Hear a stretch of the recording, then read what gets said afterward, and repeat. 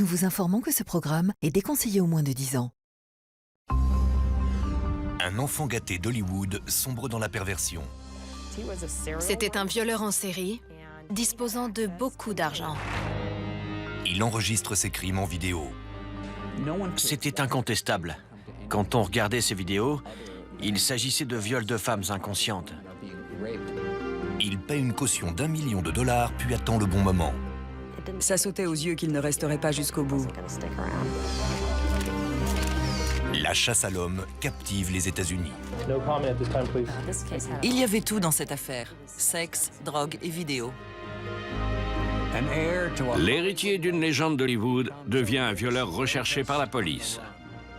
C'est aujourd'hui dans Crime en haute société.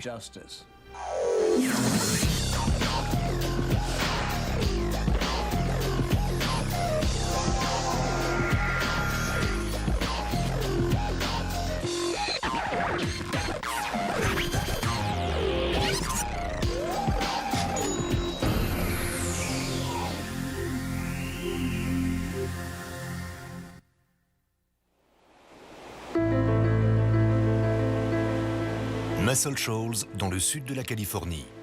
Un petit coin de paradis avec une vue imprenable sur l'océan Pacifique.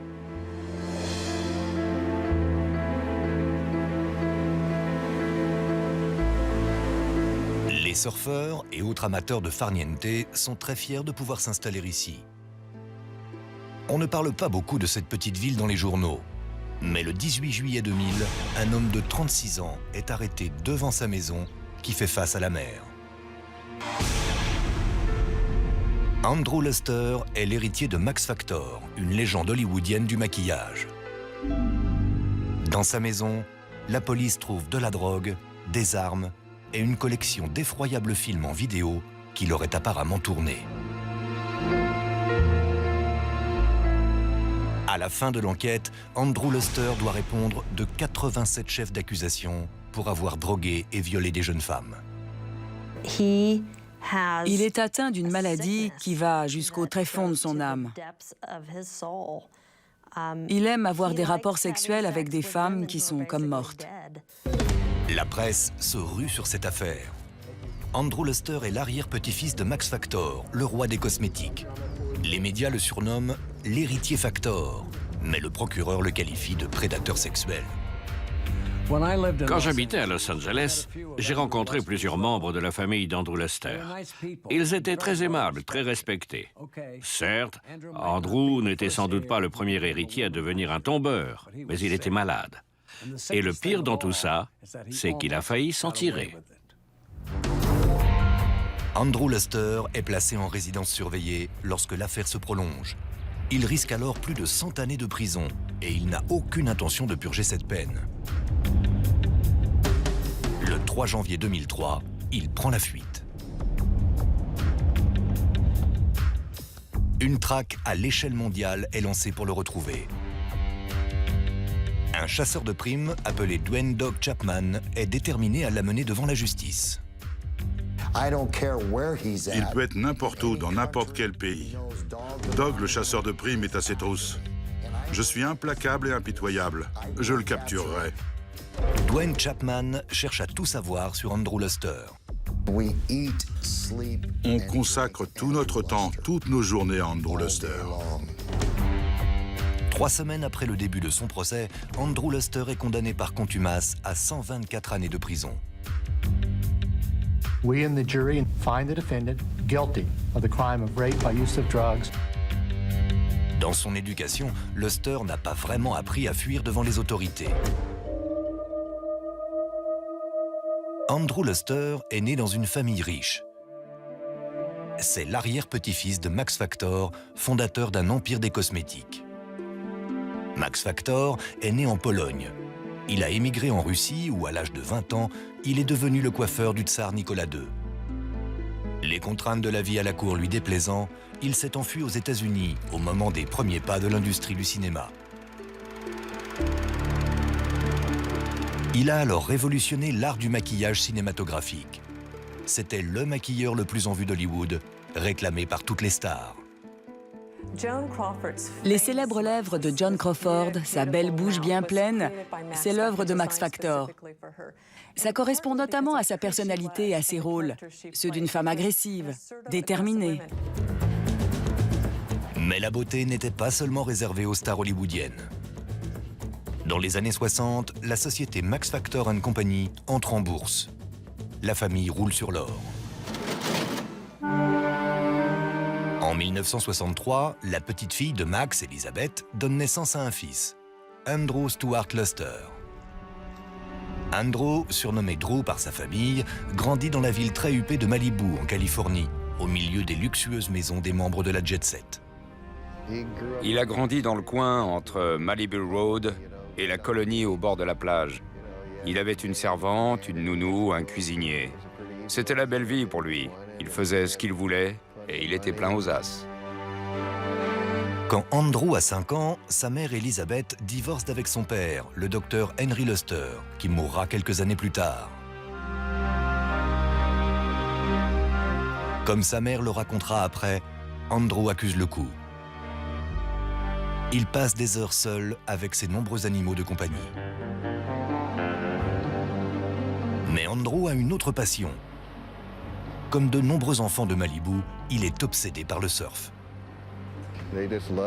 Ils adorent passer du temps dans l'eau et attendre la vague parfaite. C'est le but ultime, trouver la vague idéale. Pour fêter sa sortie du lycée en 1981, Andrew se paye un cadeau plutôt inhabituel. Une maison en bord de mer pour lui tout seul, à Muscle Shoals. Muscle Shoals était une véritable communauté entre Ventura et Santa Barbara. C'est le paradis des surfeurs. Quand on se réveille le matin, on a l'océan devant les yeux. Luster suit ensuite quelques cours à la fac, mais il abandonne avant d'obtenir un diplôme. Après tout, il n'a pas besoin de travailler ni de grandir. Il sait pourtant à quoi il veut occuper sa vie. Il passait ses journées au soleil, sur les vagues. Et puis il allait nager, boire de la bière et draguer.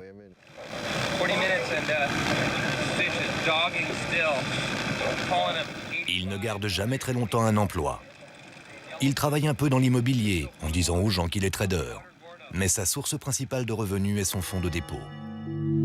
Grâce à son argent, il s'achète une deuxième résidence. Un appartement dans la ville de pêche de Cabo San Lucas au Mexique. C'est un pêcheur hors pair qui adore se pavaner devant les caméras avec une canne à pêche. Il aimait beaucoup être filmé. Il n'était pas du tout timide, il regardait droit dans l'objectif et il faisait son show.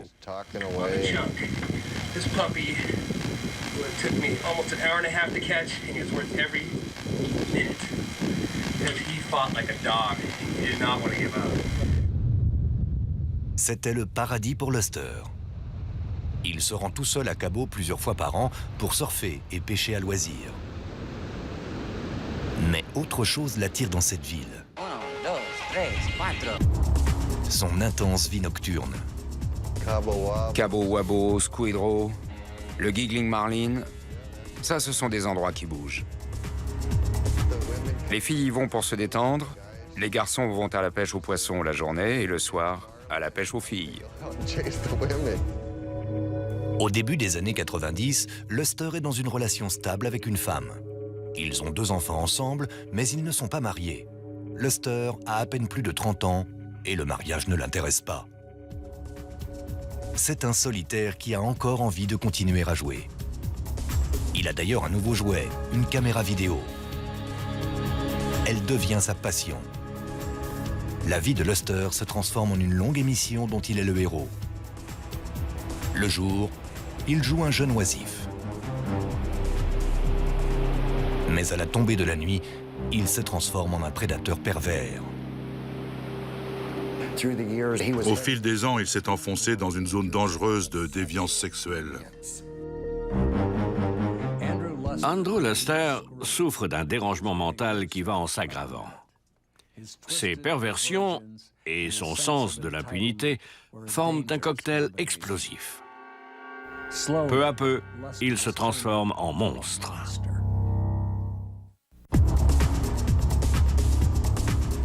Au milieu des années 90, Andrew Luster mène une vie dédiée au plaisir. Il consacre son temps à des activités solitaires.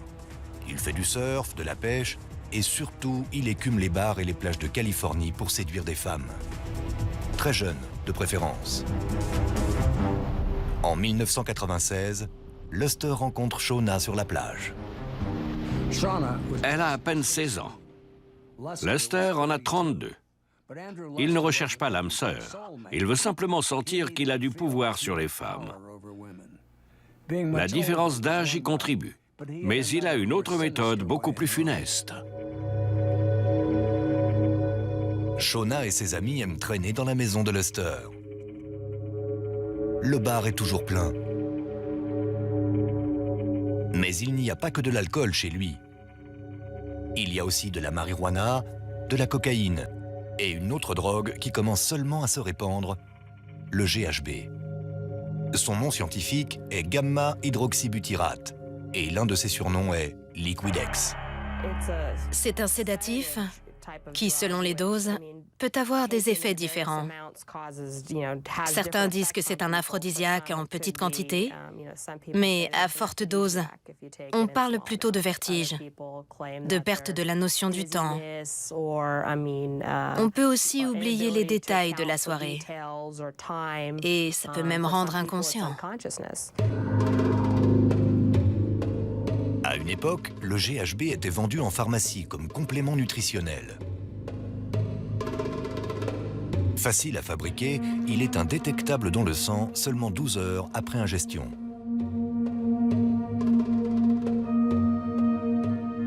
Un soir, alors que Shauna est chez lui, Luster verse du GHB dans le verre de la jeune fille sans qu'elle s'en aperçoive. Elle perd connaissance. Luster insère une cassette dans sa caméra, la met en marche, décrit ce qu'il compte faire, puis viole sa proie inconsciente. Shauna se rappelle seulement s'être réveillée le matin sans aucun souvenir des événements de la nuit précédente. Selon toute apparence, Andrew Luster est comme de nombreux autres jeunes fils de riches qui habitent à Muscle Shoals. Dans la journée, il s'amusait sur la plage et draguait des filles, tout à fait normalement. Mais la nuit, c'était un véritable détraqué sexuel. Il avait deux visages, Dr. Jekyll et Mr. Hyde. Un soir, dans un bar de Santa Barbara, Luster rencontre Tonya. Elle a 23 ans. Elle l'accompagne chez lui, où il lui propose du GHB, prétendument pour la détendre. Pendant qu'elle est inconsciente, il la viole et filme son forfait. Andrew Luster était un prédateur sexuel de sang-froid. Son terrain de chasse privilégié, c'était les bars du centre-ville, les bars d'étudiants de Santa Barbara. Il s'efforçait de s'habiller comme les jeunes, de parler comme eux. Vers minuit, le 14 juillet 2000, Luster se rend au O'Malley's, un bar dans State Street à Santa Barbara. Il y rencontre Carrie, étudiante à l'Université de Californie. Il fait chaud. Luster tend un verre à la jeune fille, additionné de GHB. Ensuite, tout se met à tourner. Peu après, elle se retrouve dans le 4x4 de Luster, en route vers Muscle Shoals. Sitôt dans la maison, Luster redonne un verre à Carrie. Elle se sent mal et demande ce qu'il y a dedans. Il répond « du Liquidex ». La jeune fille s'évanouit. Pendant qu'elle est inconsciente, Luster la viole. Le lendemain matin, elle se réveille dans le lit de Luster, nue. Pendant 3 jours, elle ressasse mentalement l'horrible expérience qu'elle pense avoir vécue. Puis elle appelle la police. Elle ne se souvenait pas de tout par ordre chronologique. Elle se souvenait seulement de morceaux épars. Elle savait qu'elle avait été agressée sexuellement. Elle était très perturbée émotionnellement. Ça faisait 3 jours que ça lui trottait dans la tête. C'est extrêmement difficile d'aller au poste de police et de raconter qu'on a été violé. L'agent Melissa Smith écoute la jeune étudiante en détresse pendant plusieurs heures. Je croyais ce qu'elle me disait. Mais je me demandais aussi comment j'allais convaincre le public, un jury, de la véracité de ces dires. Melissa Smith demande à Carrie d'appeler Luster. On s'était installés dans une pièce et j'écoutais leur conversation. Je lui avais demandé de dire qu'elle s'était bien amusée et qu'elle avait envie de le revoir. Dude, what did you put in my drink? Liquid X. Liquid X? Yeah. Is that the same as GHB? Because like I've done ecstasy before and like it wasn't exactly the same. Like it was fun, but It's good though.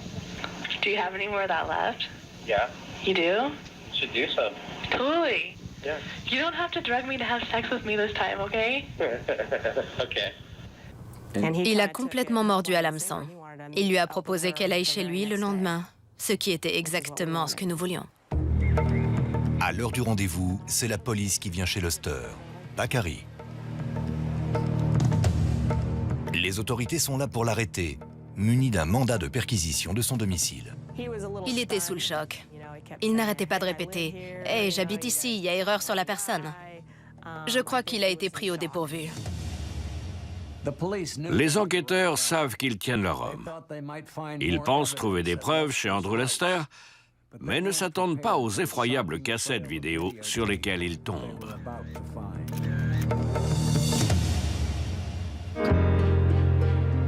En juillet 2000, Andrew Lester est arrêté devant sa maison californienne de bord de mer pour le viol de la jeune Carrie Doe.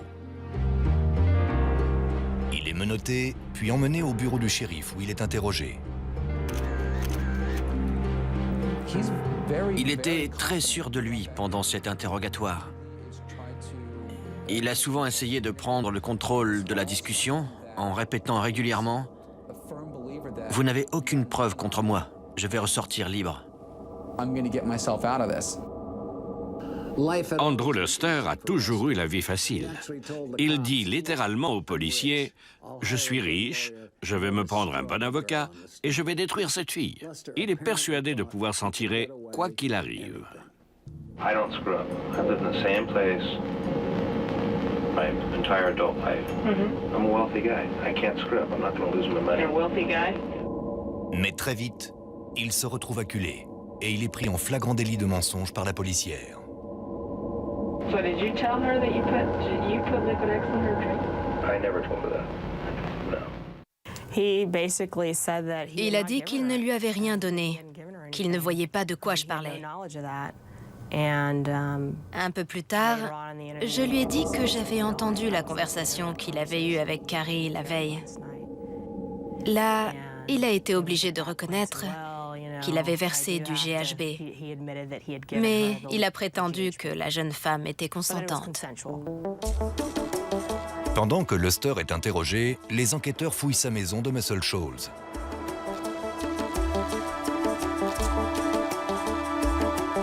Ils trouvent de la marijuana, de la cocaïne, des sédatifs, des champignons hallucinogènes. Mais ce n'est pas tout. Ils trouvent aussi des nunchakus, une arme d'arts martiaux interdite, et un fusil d'assaut AK-47. Mais ce n'est encore rien comparé à ce qu'ils trouvent ensuite. Empilés sur une étagère, des dizaines de cassettes vidéo contenant les films tournés par Luster. Il y en a une qui a attiré notre attention, celle marquée « Shauna plus GHB ». C'est celle-là que nous avons regardée en premier. Et le film était très, très dérangeant. Sur cette vidéo, on voit une fille allongée, inconsciente. Luster entre dans le cadre, s'assied sur le bord du lit, regarde la caméra et commence son récit.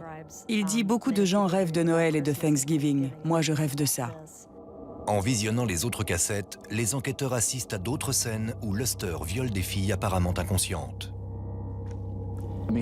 Elles sont dans le coma. Elles ronflent. Elles sont sans vie. Il est obligé de les soulever et de les mettre dans d'autres positions. Il viole ces femmes sans montrer la moindre trace de remords. C'est le portrait vidéo d'un effroyable prédateur sexuel. Une semaine plus tard, Luster comparaît devant un juge et il est inculpé d'empoisonnement et de viol. sa caution est fixée à un montant record pour le comté de Ventura. Le procureur a demandé une caution de 10 millions de dollars, ce qui a été accordé. C'était du jamais vu. L'argument, c'était de dire il faut que la caution soit très élevée pour être sûr qu'il ne s'enfuira pas. Le montant de la caution ne fait que renforcer le caractère scandaleux de l'affaire. La presse locale se rue sur cette histoire, suivie par les médias nationaux. Les médias savaient qu'Andrew Luster était l'héritier de Max Factor. Ce sont même eux qui nous l'ont appris. La presse fait ses choux gras avec cette affaire, qui finit par parvenir aux oreilles de Tonya, la jeune femme que Luster avait violée 4 ans auparavant. Cette jeune femme est tombée sur des articles, alors qu'on essayait justement de la retrouver. Et c'est elle qui nous a contactés. Les enquêteurs montrent ensuite à Tonya la vidéo où Luster la viole, alors qu'elle est inconsciente. C'est la plus dégoûtante, la plus répugnante agression sexuelle que j'ai jamais vue. Je n'avais jamais rien vu qui s'approche autant de la nécrophilie. Un homme qui a des rapports sexuels avec des femmes évanouies. Ça avait des relents de morgue. Les enquêteurs font tout leur possible pour retrouver les autres filles filmées par Luster. Ils épluchent le carnet d'adresse de l'homme en espérant que cette sombre histoire éveillera des souvenirs aux victimes. Ils parviennent ainsi à retrouver Shauna, l'adolescente de 16 ans dont Luster a abusé chez lui. Elle est horrifiée par ce que les policiers lui racontent. C'était évidemment très dérangeant pour elle. 2 policiers sont venus chez elle et lui ont parlé d'événements qu'elle avait vécus, mais dont elle n'avait pas du tout connaissance. Le choc a dû être très rude pour elle en apprenant ça. Shauna et Tonya portent également plainte pour aider le procureur à envoyer Andrew Luster en prison.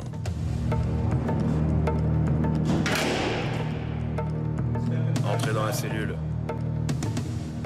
Cet homme, qui a toujours agi selon ses désirs, se retrouve confiné dans une cellule d'1,50 m sur 2,40 m, avec une seule heure par jour pour faire du sport et se doucher. La fortune d'Andrew Luster lui a ouvert des portes toute sa vie. Sauf que maintenant, elle ne peut pas le faire sortir de sa cellule. Luster est pourtant certain qu'il y a un moyen de s'échapper, et hélas, il a raison.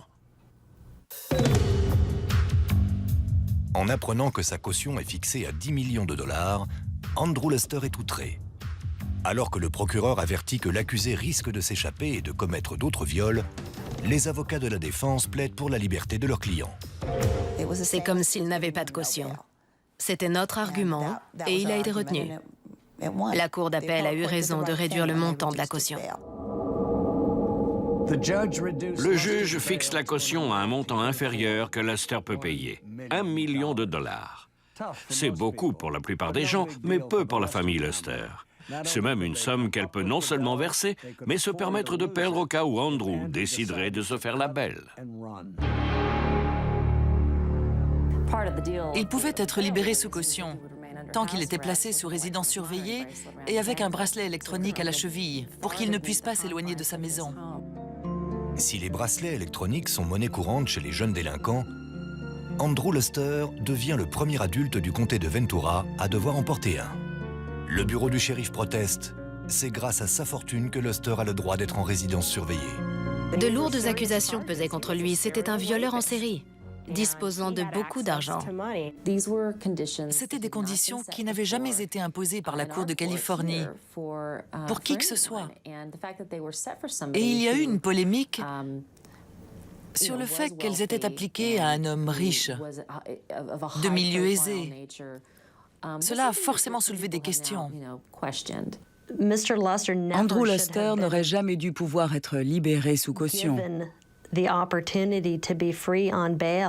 Nous nous sommes inclinés devant son statut et sa position. Les auditions préliminaires commencent en juin 2001. L'accusation doit prouver qu'elle dispose d'assez de preuves pour aller jusqu'au procès. À 37 ans, Luster se complaît dans le rôle d'un innocent accusé à tort. Avec son langage corporel, il exprimait son indignation, sa volonté de réfuter des accusations qu'il estimait complètement fausses. Selon lui, ces femmes mentaient et avaient eu des rapports consentis avec lui.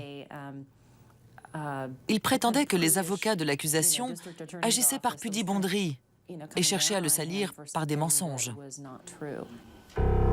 3 victimes présumées de Luster, Carrie, Shona et Tonya, témoignent qu'elles ont été endormies sans leur consentement. Et les vidéos filmées par Luster montrent la suite des événements.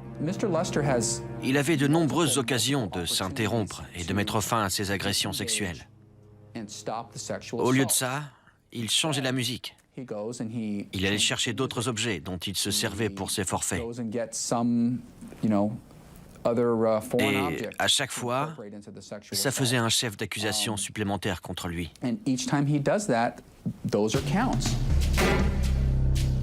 Les preuves sont écrasantes. Le juge ordonne que Luster soit jugé pour empoisonnement, viol, possession d'armes et agression sexuelle. Au total, 87 chefs d'accusation. Chacun d'eux est passible d'une peine de prison. S'il est condamné, Andrew Luster risque plus de 100 années d'incarcération. Cependant, grâce à sa fortune, il peut se permettre d'engager les ténors du barreau. En l'occurrence, Roger Diamond, un avocat réputé de Los Angeles, et Kiana Sloan-Hillier comme assistante. Dès le début, Diamond cherche l'affrontement contre l'accusation. Les médias boivent ses paroles. This trial would have been held a long time ago had the DA allowed discovery. La défense voulait que le procès se règle dans les médias, alors que nous voulions qu'il se déroule dans une salle d'audience. C'est là que doivent se passer les procès, pas en une des journaux, ni aux infos télévisées. Le juge est d'accord et ordonne une interdiction de publication, pour la défense comme pour l'accusation. Aucune des deux parties n'a le droit de parler à la presse. La défense accumule ensuite les demandes de report du procès. Les avocats de Luster affirment également que le comté de Ventura complote contre leurs clients. Nous étions persuadés qu'il y avait un effort concerté et délibéré de nuire à Andrew et que tout le monde était impliqué là-dedans. Depuis l'accusation jusqu'au juge, en passant par le shérif. Leur stratégie est devenue « faisons le procès de tout le monde ». Celui de la police, de l'accusation, du système. Ils voulaient remettre en cause absolument tout. Tant qu'on ne discutait plus de la culpabilité ou de l'innocence d'Andrew Luster. Selon la défense, les preuves clés, c'est-à-dire les cassettes où l'on voit Luster violer ses victimes, ont été modifiées. Sans voir les bandes originales, il leur serait donc impossible d'assurer la défense de l'accusé. Les cassettes qui ont été montrées au procès contenaient des versions retouchées des films d'Andrew. On avait notamment sous-titré ses paroles. Nous n'avons jamais vu les versions d'origine. Ils ont eu la possibilité d'accéder à ces cassettes, et ils ne l'ont jamais fait. Ils ont vu exactement les mêmes versions que nous. Les avocats de Luster affirment également que les femmes qui apparaissent dans les films ont eu des rapports sexuels consentis avec lui. Toutefois, cette stratégie ne peut plus aboutir suite à un arrêt de la Cour de Californie statuant qu'un homme n'a pas le droit d'avoir de rapports sexuels avec une femme inconsciente, même si elle a donné son consentement préalable. Les avocats de la défense doivent trouver une nouvelle tactique, ce qu'ils ne tardent pas à faire. Ils s'appuient sur Waves and Babes, un film érotique produit par Luster. La défense affirme que l'accusé a des ambitions de producteur de films X et que les victimes voulaient devenir actrices. Il voulait effectivement produire des films pornographiques. Il s'agissait de déterminer s'il s'agissait de viol ou de pornographie. En effet, un sous-genre des films X met en scène des femmes qui font semblant d'être inconscientes. En regardant ces cassettes, il était aussi difficile de conclure que c'était un film porno amateur que de dire que l'attentat contre les tours jumelles était un effet spécial de film hollywoodien. La tension entre les avocats renforce encore davantage le climat électrique du procès.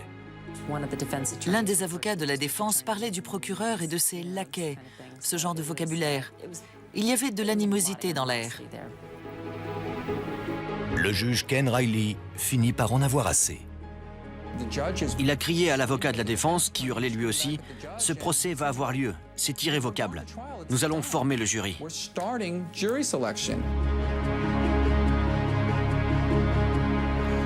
Grâce à son portefeuille bien garni et au talent de ses avocats, Andrew Luster a réussi à retarder le procès pendant près de 2 ans et demi. Mais l'heure de vérité est arrivée. On dirait qu'il va aller en prison, malgré son nom et sa fortune.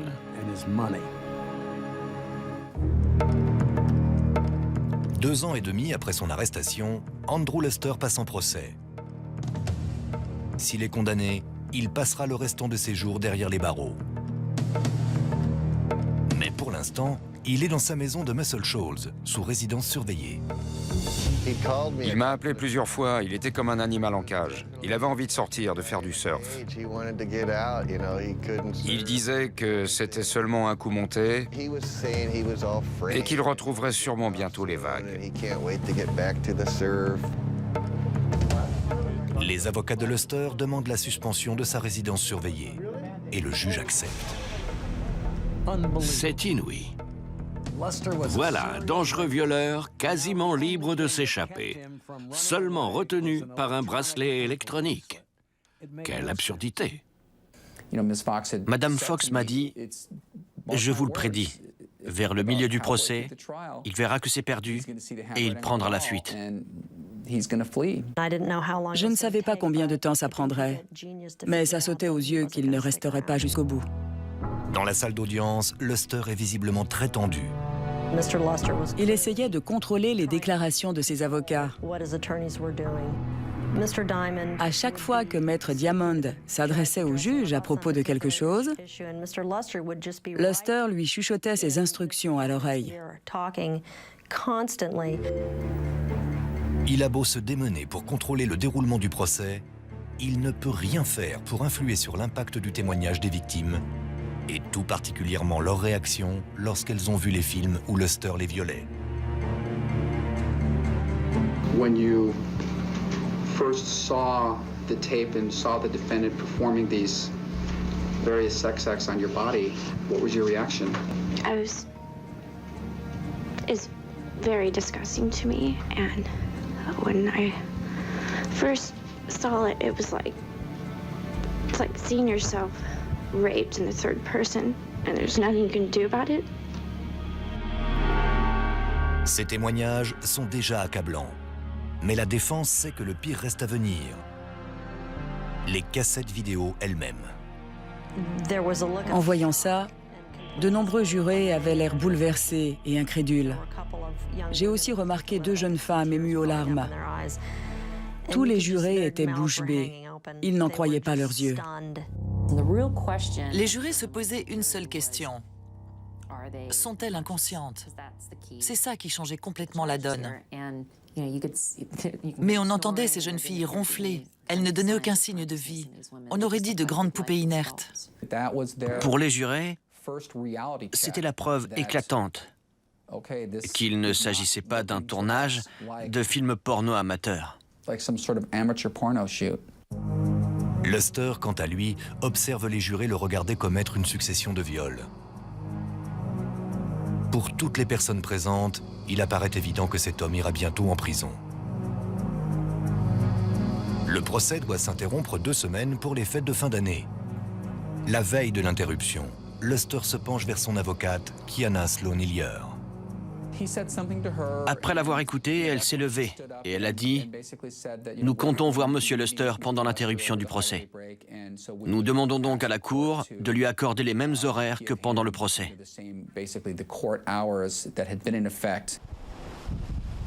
La défense demande que pendant l'interruption du procès, Luster ait le droit de quitter son domicile 12 heures par jour.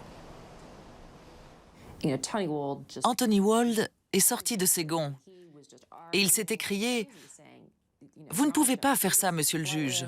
Il risque de s'enfuir. » Malgré notre objection, le juge a accédé à cette demande. Pendant l'interruption, Luster se concerte avec ses avocats qui pressentent que la culpabilité va être prononcée et se prépare à faire appel du jugement. Luster, lui, se prépare à toute autre chose. Le matin du vendredi 3 janvier 2003, Andrew Luster sectionne son bracelet électronique, sort de chez lui et monte dans son 4x4. Il roule pendant 2 heures vers le sud jusqu'à Santa Monica et se gare au coin de San Vicente et de la 10e rue. Il sort ensuite du véhicule et disparaît. C'est assez évident qu'il envisageait cette solution depuis longtemps. Il a bien vu que ça sentait le roussi. Les autorités se sont rendues compte de sa disparition à 20h30, alors qu'il était parti de chez lui à 8h du matin. Il avait beaucoup d'avance. Il pouvait déjà être très loin. En fouillant la maison de Luster, les enquêteurs s'aperçoivent que ses habits d'été, son chien et de précieux objets d'art indien n'y sont plus. Quelques jours plus tard, des mandats d'arrêt sont lancés contre Andrew Luster au niveau local et fédéral. En son absence, le procès reprend. Le lundi matin, à la place d'Andrew Luster, il y avait une chaise vide. Maître Diamond a dit que son client avait peut-être eu un accident de voiture et que son absence était sûrement explicable. Anthony Wald a répliqué aussi sec, et pourquoi pas un enlèvement par les extraterrestres tant qu'on y est. Il a fui, c'est tout. La disparition de Luster fait la une de tous les journaux californiens. Un homme s'intéresse tout particulièrement à cette affaire. Un chasseur de primes nommé Dwayne Dog Chapman. J'ai lu dans les journaux que Luster avait pris la fuite pendant le week-end, après s'être débarrassé de son bracelet électronique. Pour mon équipe et moi, ça a marqué le début de la traque. Dwayne Chapman est un sacré personnage. Il vient d'un monde totalement différent de celui de Luster. Il a grandi dans un milieu pauvre, a fait partie d'un gang de bikers et a fait de la prison au Texas. Le détraqué sexuel a désormais un chasseur de primes blond et coloré sur ses traces. Et notre histoire va devenir plus étrange encore. Le lundi 6 janvier, le procès pour viol d'Andrew Luster reprend, sans l'accusé. Cela fait 3 jours qu'il a complètement disparu. Il reste introuvable. I would tell Andrew Luster now, please return.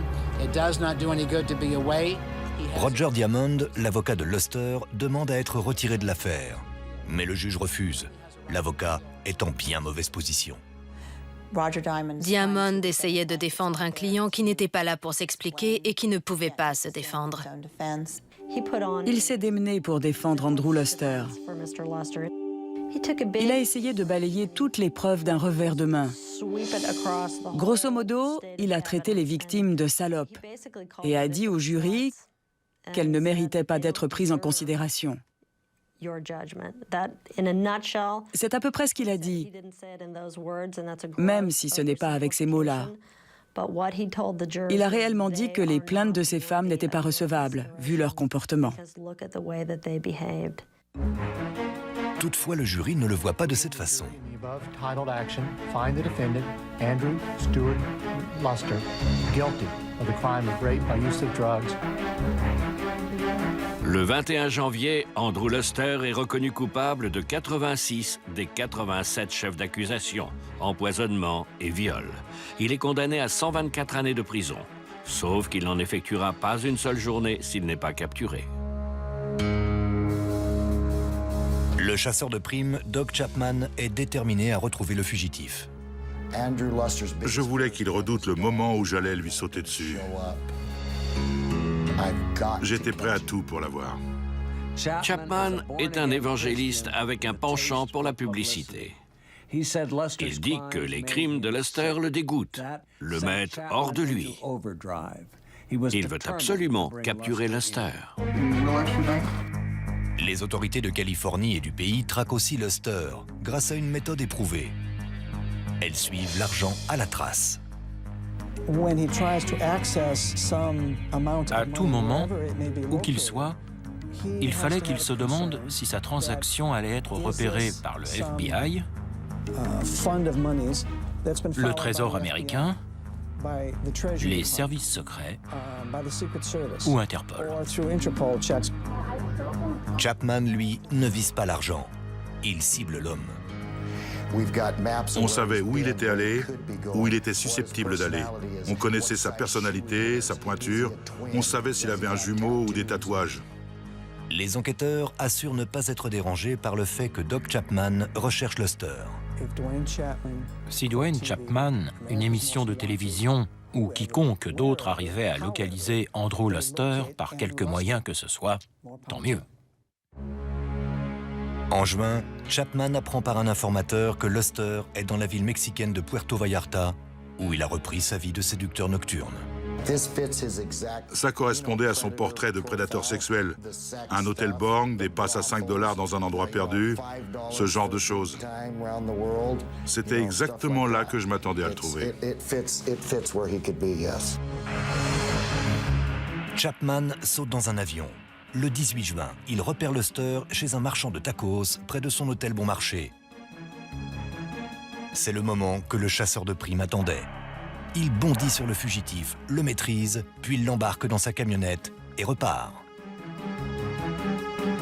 Des passants ayant assisté à la bagarre appellent la police.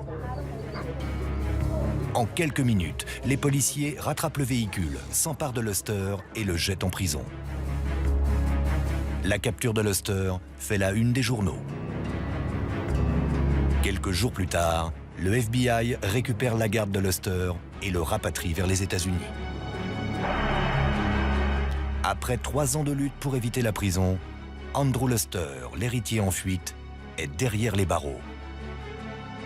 C'est sûrement là qu'il passera le restant de ses jours. Il n'a pas eu un comportement parfait, c'est vrai. Mais il a été condamné à 124 ans de prison. Je suis certaine qu'il n'a pas eu un procès équitable. Cela prouve bien que les riches n'arrivent pas toujours à acheter leur liberté. Il a violé des victimes inconscientes, des femmes incapables de résister parce qu'elles avaient été droguées. C'est très tordu. Jamais, au grand jamais, les avocats de la défense n'auraient pu trouver un moyen de diminuer l'impact causé par ces cassettes vidéo. Ce sont les preuves les plus accablantes que j'ai jamais vues. Luster s'est condamné lui-même dans la quête égoïste de son plaisir pervers. Andrew Luster avait suffisamment d'argent pour mettre les femmes à ses pieds. Il aurait pu en payer pour satisfaire ses désirs, mais cela ne lui suffisait pas. Au final, il n'a pas eu assez d'argent pour arriver à couvrir ses crimes sordides. C'était Dominique Dunn. Merci de nous avoir suivis.